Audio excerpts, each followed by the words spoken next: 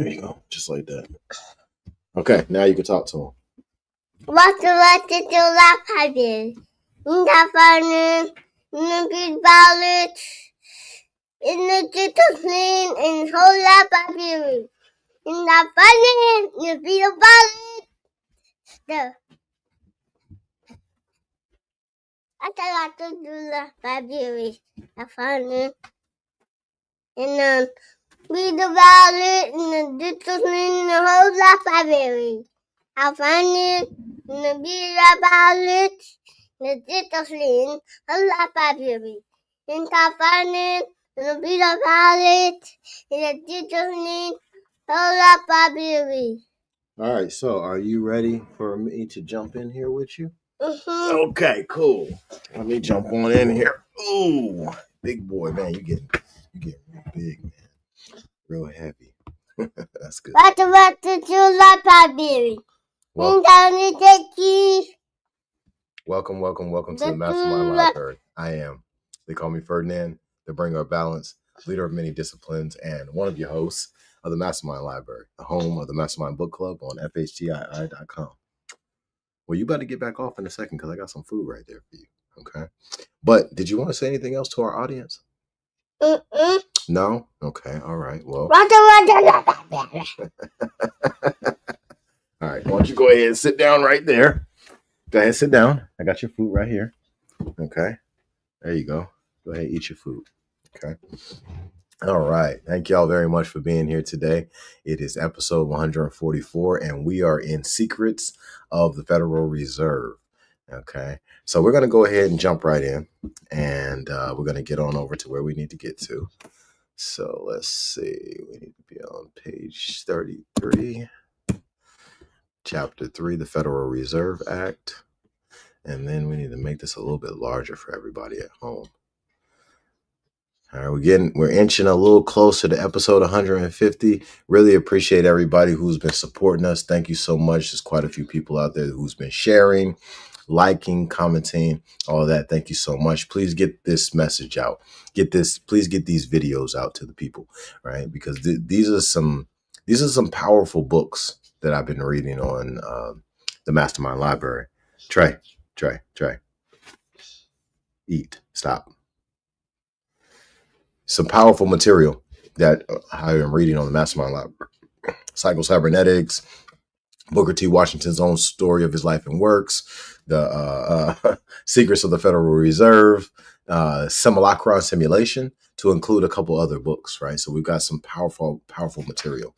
And, for those out there who haven't been able to read it, maybe not able to read it, or whatever their situation may be, the information is still valuable to them, even if they can't read it, or because maybe eyesight, or maybe they're not able to read very well. However, they can listen to somebody who's reading it to them, right? So there's many versions of these audiobooks online. Obviously, the MasterMind Library podcast is one of those options.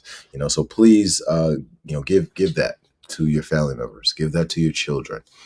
Give that to children who might not be your children, and they just come over, they spend time with you, right? Play some audiobooks for them while they're in your presence, so they can be uplifted and enlightened. Okay, Trey, eat. Okay, so let's go ahead and let's get started. All right. Okay, so chapter 3, the Federal Reserve Act.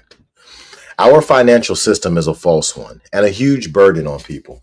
This act establishes the most gigantic trust on earth. Congressman Charles Augustus Lindbergh Sr. The speeches of Senator La Follette and Congressman Lindbergh became rallying points of opposition to the Aldrich Plan in 1912. They also aroused popular feeling against the money trust. Congressman Lindbergh said on December 15, 1911, "The government prosecutes other trusts, but supports the money trust. I have been waiting patiently for several years for an opportunity to expose the false money standard and to show that the greatest of all favoritism is that extended by the government to the money trust." Senator La Follette publicly charged that a money trust of 50 men controlled the United States. George F. Baker, partner of J.P. Morgan, on being queried by reporters as to the truth of the charge, replied that it was absolutely in error. He said that he knew from personal knowledge that not more than 8 men ran this country.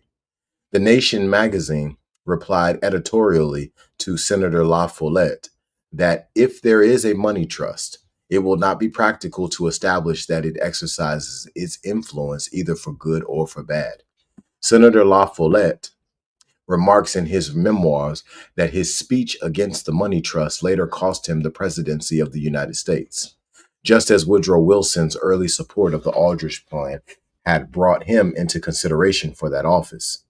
Congress finally made a gesture to appease popular feeling by appointing a committee to investigate the control of money and credit in the United States.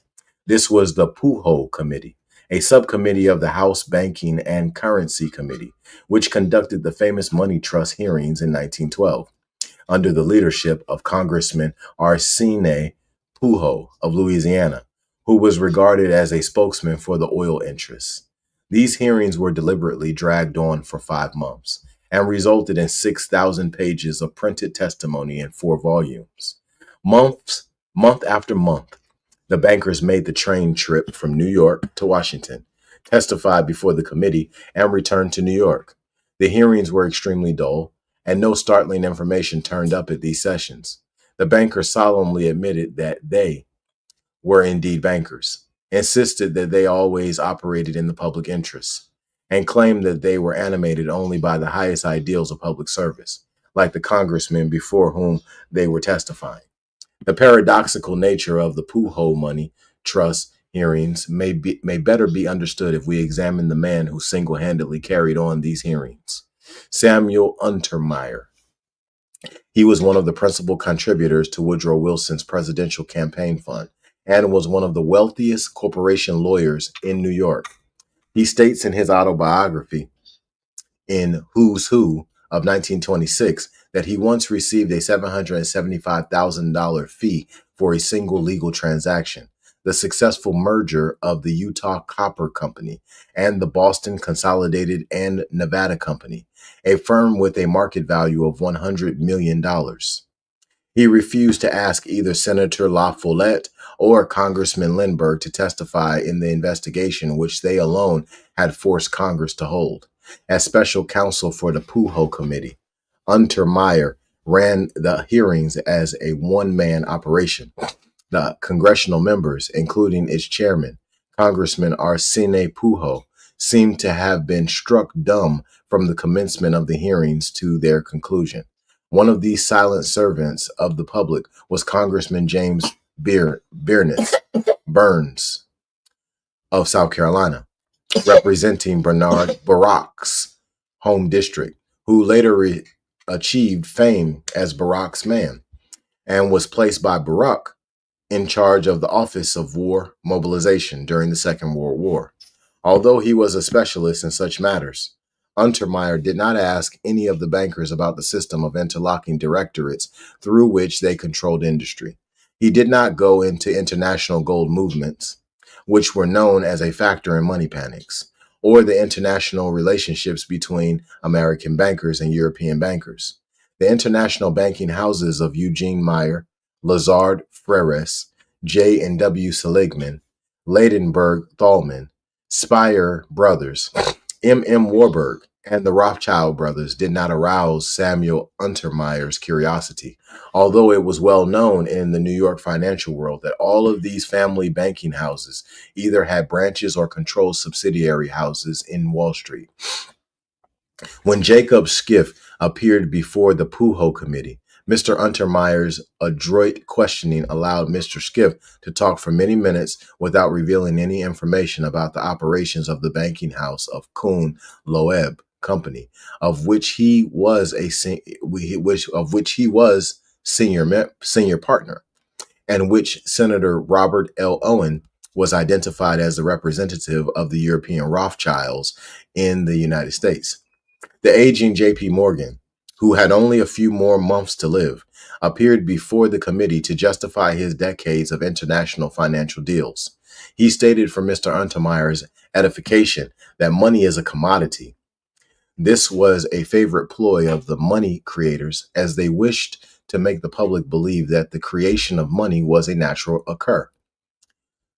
natural occurrence akin to the growing of a field of corn, although it was actually a bounty conferred upon the bankers by governments over which they had gained control. J.P. Morgan also told Pujo Committee that in making a loan, he seriously considered only one factor: a man's character. Even the man's ability to repay the loan or his collateral were of little importance. This astonishing observation startled even the blasé members of the committee. The farce of the Pujo Committee ended without a single well-known opponent of the money creators being allowed to appear or testify. As far as Samuel Untermeyer was concerned, Senator La Follette and Congressman Charles Augustus Lindbergh had never existed.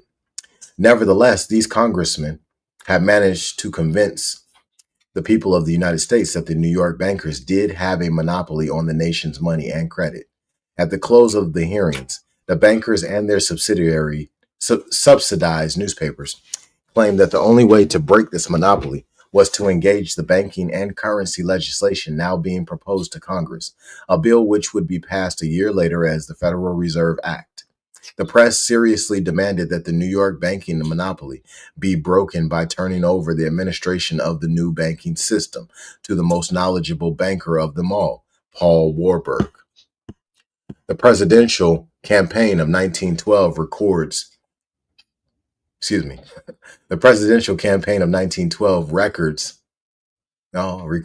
one of the more interesting political upsets in American history.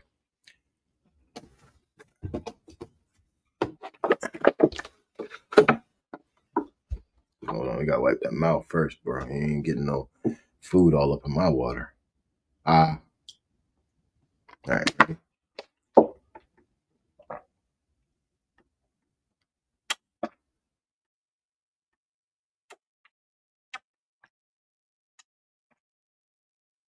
All right, go ahead, sit down, finish eating your food. You're doing good. Daddy's proud of you. All right. The presidential campaign of 1912 records one of the more interesting political upsets in American history. The incumbent, William Howard Taft, was a popular president, and the Republicans, in a period of general prosperity, were firmly in control of the government through a Republican majority in both houses. The Democratic challenger, Woodrow Wilson, governor of New Jersey, had no national recognition and was a stiff, austere man who excited little public support. Both parties included a monetary reform bill in their platforms. The Republicans were committed to the Aldrich Plan, which had been denounced as a Wall Street plan, and the Democrats had the Federal Reserve Act. Neither party bothered to inform the public that the bills were almost identical, except for the names. In retrospect, it seems obvious that the money creators decided to dump Taft and go with Wilson. How do we know this? Taft seemed certain of re-election, and Wilson would return to obscurity. Suddenly, Theodore Roosevelt threw his hat into the ring. He announced that he was running as a third-party candidate, the Bull Moose. His candidacy would have been ludicrous had it not been for the fact that he was exceptionally well financed. Moreover, he was given unlimited press coverage, more than Taft and Wilson combined. As a Republican ex-president, it was obvious that Roosevelt would cut deeply into Taft's vote. That proved the case, and Wilson won the election. To this day, no one can say what Theodore Roosevelt's program was, or why he would sabotage his own party. Since the bankers were financing all three candidates, they would win regardless of the outcome. Later congressional testimony showed that in the firm of Kuhn Loeb Company, Felix Warburg was supporting Taft. Hey, eat your food. Come on, eat. There you go. All right. Okay, let's see where we was at. The result was that a Democratic Congress and a Democratic president were elected in 1912 to get the central bank legislation passed. It seemed probable that the identification of the Aldrich Plan as a Wall Street operation predicted that it would have a difficult passage through Congress, as the Democrats would solidly oppose it, whereas a successful Democratic candidate supported by a Democratic Congress would be able to pass the central bank plan. Taft was thrown overboard because the bankers doubted he could deliver on the Aldrich Plan, and Roosevelt was the instrument of his demise. The final electoral vote in 1912 was Wilson 409, Roosevelt 167, and Taft 15. To further confuse the American people and blind them to the real purpose of the proposed Federal Reserve Act, the architects of the Aldrich Plan, powerful Nelson Aldrich, although no longer a senator, and Frank Vanderlip, president of the National City Bank, set up a hue and cry against the bill. They gave interviews whenever they could find an audience denouncing the proposed Federal Reserve Act as inimical to banking and to good government. The boogaboo of inflation was raised because of the Act's provisions for printing Federal Reserve notes. The Nation, on October 23, 1913, pointed out Mr. Aldrich himself raised a hue and cry over the issue of government fiat money, that is, money issued without gold or bullion back of it. Although a bill to do precisely that had been passed in 1908 with his name as author, and he knew besides that the government had nothing to do with it, that the Federal Reserve Board would have full charge of the issuing of such monies.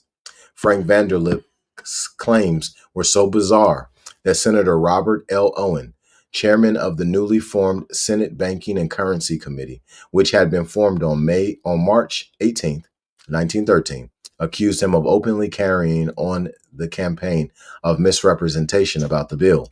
The interests of the public, so Carter Glass claimed in a speech on September 10, 1913, to Congress, will be protected by an advisory council of bankers. There can be nothing sinister about its transactions. Meeting with it at least 4 times a year will be a bankers advisory council representing every regional reserve district in the system. How could we have exercised greater caution in safeguarding the public interest? Glass claimed that the proposed Federal Advisory Council would force the Federal Reserve Board of Governors to act in the best interest of the people. Senator Root raised the problem of inflation, claiming that under the Federal Reserve Act, note circulation would always expand indefinitely, causing great inflation. You looking for Trey? Okay. However, no, put your hands down, eat your food, eat. However, the later history of the Federal Reserve System showed that it not only caused inflation, but that the issue of notes could also be restricted, causing deflation, as occurred from 1929 to 1939. One of the critics of the proposed decentralized system was a lawyer from Cleveland, Ohio, Alfred Crozier.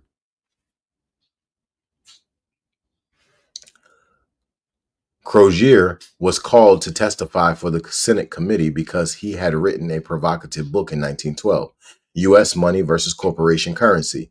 He attacked the Aldrich-Vreeland Act of 1908 as a Wall Street instrument, and he pointed out that when our government had to issue money based on privately owned securities, we were no longer a free nation.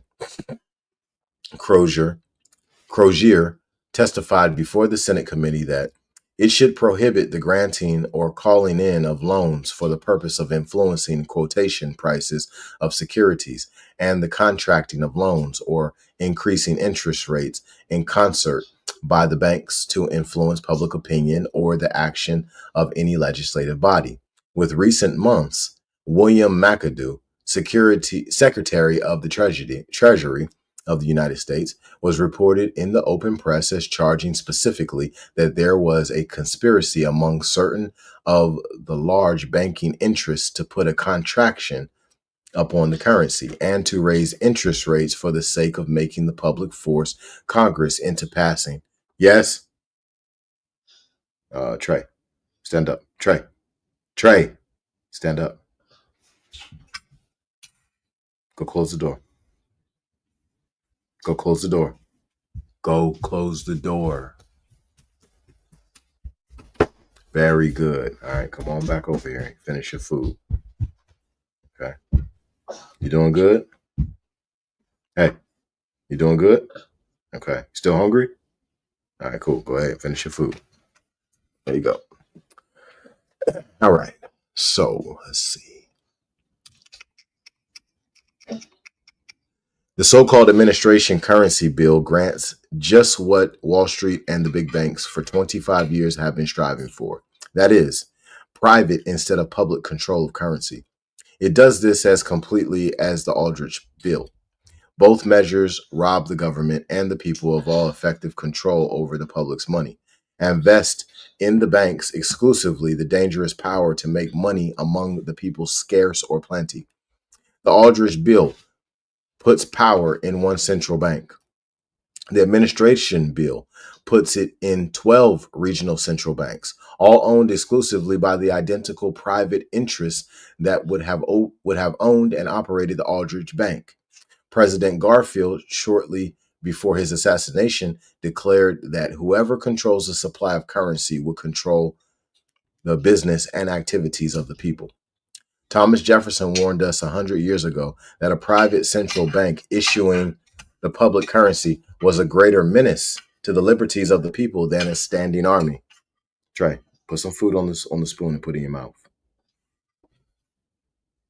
Put it in your mouth. Okay. It is interesting to note how many assassinations of presidents of the United States follow their concern with the issuing of public currency. Lincoln and his greenback, non-interest bearing notes, and Garfield making a pronouncement of currency problems just before he was assassinated. We now begin to understand why such a lengthy campaign of planned deception was necessary. From the secret conference of Jekyll Island to the identical reform plans proposed by the Democratic and Crozier's book expose the financiers' plan to substitute corporation currency for the lawful money of the U.S. and guaranteed by Article 1, Section 8, Paragraph 5 of the Constitution. Republican parties under different names. The bankers could not wrest control of the issuance of money from the citizens of the United States, to whom it had been designated through its Congress by the Constitution, until the Congress granted them their monopoly for a central bank. Therefore, much of the influence exerted to get the Federal Reserve Act passed was done behind the scenes, principally by two shadowy, non-elected persons, the German immigrant, Paul Warburg, and Colonel Edward Mandel, House of Texas. You finish? Trey, you finish? Tired? Mm-hmm. Okay. Hey, y'all hold on 1 second. I'm going to take him to the bathroom. All right, stand up. Let's go to the potty.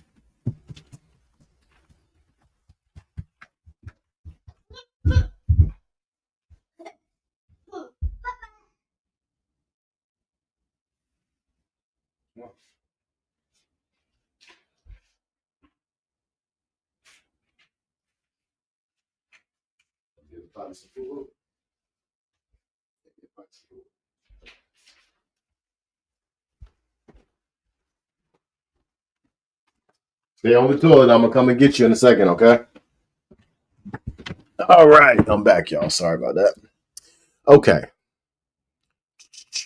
Republican parties under different names. The bankers could not wrest control of the issuance of money from the citizens of the United States, to whom it had been designated through its Congress by the Constitution, until the Congress granted them monopoly for a central bank. Therefore, much of the influence exerted to get the Federal Reserve Act passed was done behind the scenes, principally by two shadowy, non-elected persons, the German immigrant Paul Warburg and Colonel Edward Mandel, House of Texas.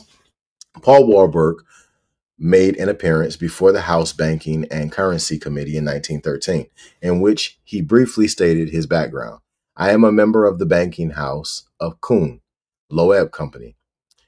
I came over to this country in 1902, having been born and educated in the banking business in Hamburg, Germany, and studied banking in London and Paris. and have gone all around the world. In the panic of 1907, the first suggestion I made was, let us get a national clearinghouse. The Aldrich Plan contains some things which are simply fundamental rules of banking. Your aim in this plan, the Owen Glass Bill, must be the same centralizing of reserves, mobilizing commercial credit, and getting an elastic note issue. Warburg's phrase, mobilization of credit, was an important one because the First World War was due to begin shortly, and the first task of the Federal Reserve System was to be would be to finance the World War. The European nations were already bankrupt because they had maintained large standing armies for almost 50 years, a situation created by their own central banks, and therefore they could not finance a war. A central bank always imposes a tremendous burden on the nation for rearmament and defense in order to create inextinguishable debt, simultaneously creating a military dictatorship and enslaving the people to pay the interest on the debt which the bankers have artificially created. Now, let's see how many pages we got left on this chapter. We got a few. Yeah, we got quite a few. Look at that. Yeah, this is a long chapter. This is a super long chapter. Wow. Yeah, I didn't think it was this long.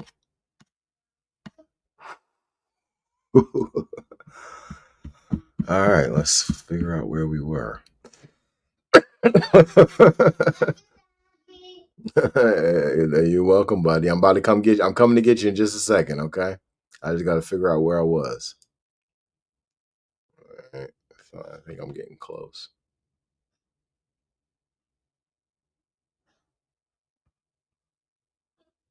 I must only read like 10 pages. Yep, here we go, right here. All right, we're gonna go ahead and take a break here, y'all. We're gonna come back with the rest of chapter 2. We'll start right here at page 40 on our next episode. Really appreciate everybody working with me. I got to take care of the baby. He got to get off the toilet. I got to put him in nap time. You already know how it goes. Parenthood stuff, right? You already know how it goes. All right, so on our next episode, I'm going to finish out.